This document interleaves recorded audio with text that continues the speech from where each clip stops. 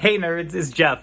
It's still the night of Sunday, June the 6th, and for those of you who are watching the live stream this evening, probably just heard me say something like, "Oh no, the truss fell over," and then everything cut off. That's because something very exciting happened on my workbench. Everything will be fine, but maybe I can tell you a cautionary tale about working with electronics and computers, specifically laptops, and how to fix this issue, because it's actually not the first time that it's happened to me.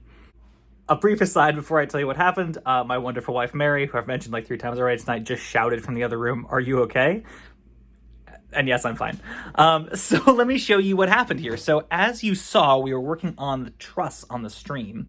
And this, by the way, is all being recorded on my phone because you might know here, this is like what my view is when I'm streaming at you, except normally these monitors in this laptop have things on them, computery things, bright flashing lights, and right now they don't because as I was trying to use all 3 of my hands to manipulate this truss and the Arduino Mega and this little control breadboard circuit that we built the other week, was sort of messing with things here, was putting some load back on our truss, and this fell over and fell into part of this. This tipped up, and something on the Arduino, I believe, shorted together across the USB power line. So something, some of those exposed pads there, which maybe I can do a little digital zoom in on, better than like actually getting in close to them. You can sort of see. So like, a lot of this is connected straight through to the 5-volt bus on the USB cable, which is all well and good until it shorts out.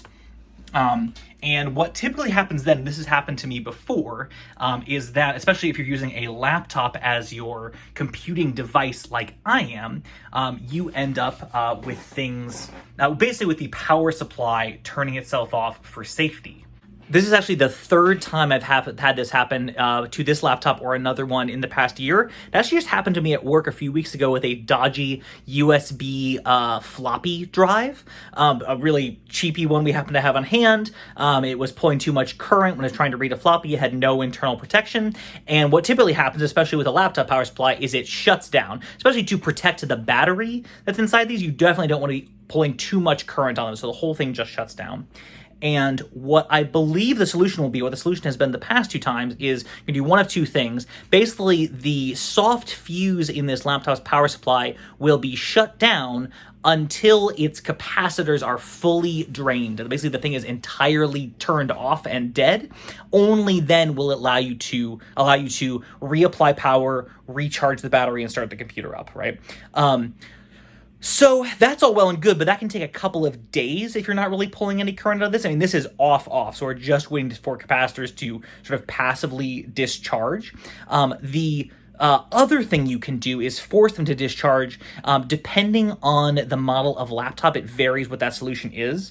On this work laptop a few weeks ago, if you pressed and held the little, put a paperclip in here, reset button, it would drain the capacitors in 30 seconds, and then you could put the battery back in. You basically take the battery out, do this deep reset, put the battery back in, and everything was fine. I believe this one has a similar mechanism, although the button to access it is underneath the bottom case, so I'll have to get in there. But suffice it to say, it's not something I'm going to probably be able to do this evening and get the stream back online. So apologies to all of you who are watching, Chris, Thomas, Brokeboth, Dave, all you wonderful nerds watching afterward for the abrupt cessation of tonight's stream. It was not purposeful. But hopefully we'll be back sometime soon. Maybe we'll pick up with a bonus one later this week. Maybe we'll just pick it up next Sunday.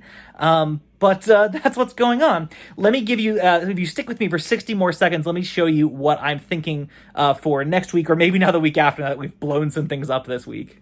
So this is one of the fun new toys that I got in the mail from Adafruit this week. This is a Raspberry Pi Pico, which is Raspberry Pi's first microcontroller. They've been building microcomputers for many years. This is their first microcontroller with custom silicon. You can see it's an RP2040 chip there.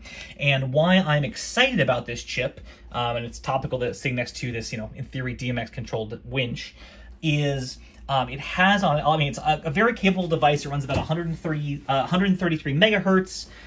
It's got 16 megabytes of onboard RAM. It's got I think 2 megabytes of onboard flash on this particular board. But what I'm excited about is this feature called Programmable I/O, which basically means you can pick up to 8 pins that run a little like 32-byte micro instruction code just like sort of separately from one of the 2 processes that are on this board for doing things that are sort of automated I/O processes, like perhaps a UART or I2C, or in my case, DMX. So what I want to do with this thing is experiment, learn about the RP2040 microprocessor and the PIO by implementing a DMX transmit or receive functionality in it very simply. I think that should be relatively easy because, as we know, DMX is basically like a UART at 8N1 UART with a weird stop byte after each of the large packets. And a UART is basically what this PIO is designed for. The processor also has direct memory access functionality, so it's got some automated parts where you can say, I always want to be moving, say, these 512 bytes of memory from this place in RAM into this PIO output whenever it needs more data flushed into it, or vice versa. When this input has 32 bytes of data read in from our DMX pin, I want to store that at this place in RAM. Do this for me automatically, and then I don't have to waste any processor cycles on it. So this seems like a really cool application of something like this PIO, and something I'm excited to play around with. So anyway, that would be my pitch for next week had tonight gone well. Clearly, tonight did not quite go to plan, but I'm excited about new toys, and I wanted to share that with you. So anyway, thanks for watching the abruptly terminated stream. Have a good week, hydrate, be good to yourselves, and I will see you all soon. Bye!